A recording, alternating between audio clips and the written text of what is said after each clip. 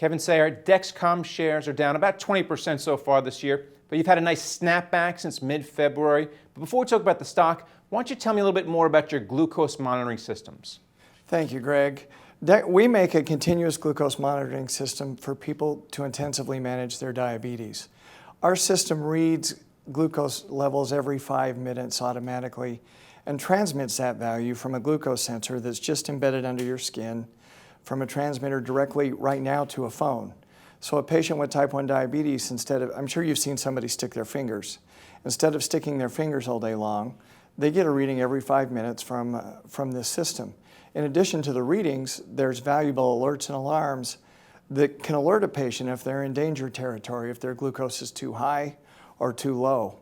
And most recently, we've added features to whereby that data can be shared with caregivers. So if you're a parent and you're sending your child to school with type 1 diabetes and you're worried about them, rather than sit in the parking lot and go test their glucose at recess and at lunch or call a school nurse, you can monitor them on the phone from home. And if you see trouble, you can call somebody. So it's a wonderful advance in the field. And a little over last week, you reported fourth quarter earnings. You beat the street. You also offered guidance that's going to be 35 to 45% higher in 2016 on the top line. How do you get there? How do you get those patients into the system? First of all, in our U.S. market, which is our primary market, continuous glucose monitoring is still very underpenetrated. Less than 20% of people with type 1 diabetes use continuous glucose monitoring. So there's a lot of room in our core market to go and a lot of patients to add.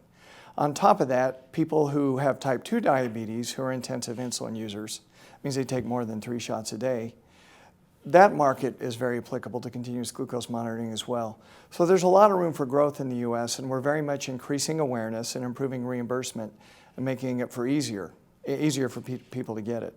Then we have an international growth opportunity as well. We've received reimbursement in Sweden, for example, very good reimbursement there, and there's some other countries on the verge. So that's how we achieve, that's one big way we achieve it next year. Well, I think you did $16 million in the fourth quarter internationally. Can you talk about some other countries you're going to get into, as well as any partnerships you can rely on to get you there? In Europe next year, we expect reimbursement probably in a couple of major markets. We're focused mainly on the UK, on Germany, on France, and reimbursement in those countries will certainly spur growth. We also launch in other countries where there isn't reimbursement. Because the device is so valuable, there are people that are willing to pay cash, and we've grown the business that way. With respect to partnerships, in Europe, our best partnership is with Animas. We have an insulin pump with our system integrated with that, and Animas, their pump is called the Vibe. It does very well in Europe for us, and that represents a good part of our revenue over there also. Well, right now you have a G5 mobile app. When are we going to see G6? Our G6 sensor is the next sensor technology in our platform. We are in the middle of negotiations with the FDA regarding the clinical trial that we required to get that sensor approved. Once we get through that, we're filing what's called an IDE in the next couple of weeks to outline our clinical trial. Once that trial's approved, we'll give the street more guidance. One of the big things we heard on the conference call was with regard to reimbursement and the fact that there's a lot of paperwork, and you'd much prefer this one over to a pharmacy so people can just kind of pay for it right over there. Can you talk about how that's going? That has gone a little slower than we had hoped for. Right now, a patient who is on continuous glucose monitoring is durable medical equipment. And you're right, there's paperwork, there's approvals, they're subject to co-pays and deductibles, whereas at a drugstore, you go pick it up, you pay your deductible, and you go home. We want to make this quicker. It takes time. And as we've learned, we've entered in contracts with United Healthcare, with Anthem, we have pharmacy contracts there.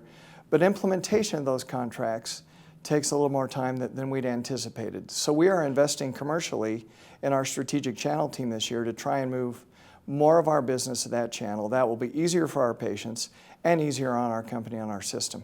All right, well, thanks a lot, Kevin. Thank you, Greg. And thank you for watching The Street.